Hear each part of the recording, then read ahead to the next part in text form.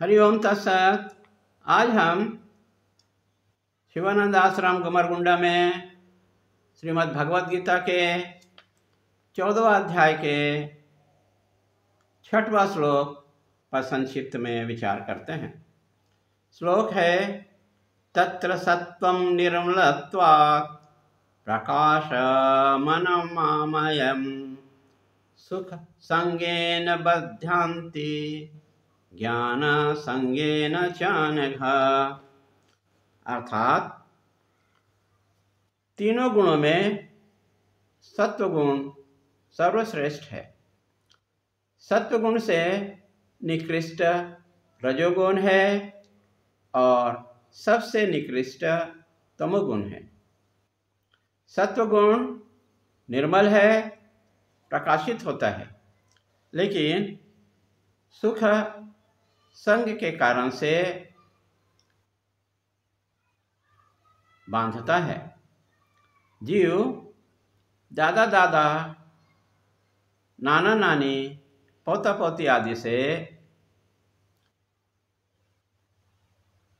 क्षुद्र आसक्ति सुख संबंध से या बचपन की मीठी आवाज़ से विषयों को अपने में आरोपित कर लिया है और अविद्या के द्वारा आत्मा को सुखी बना देता है। अतः सत मल से रहित है, स्वच्छ है, अलग है और सर्वप्रकाश है। विक्षेप और जड़ का कारण रज और तम है, जिससे जीव विषय सुख से आबद्ध हो जाता है और विषय सुख में लंपट हो जाता है। लेकिन जब जब जीव सम दम तितिक्षा का अभ्यास करता है, तब वह क्षुद्र सुख के पीछे नहीं जाता और तब उससे बड़ा सुख, जैसे शिवलोक की प्राप्ति की कामना करता है, तो फिर वह बंधन में पड़ जाता है, बहिर्मुख हो जाता है। जैसे भरत हुआ। भरत हिरण को दया करके मोह में पड़ गया। लोग नाना प्रकार के शास्त्रों का अध्ययन करके शास्त्र में आसक्त हो जाते हैं और बंधन में पड़ जाते हैं।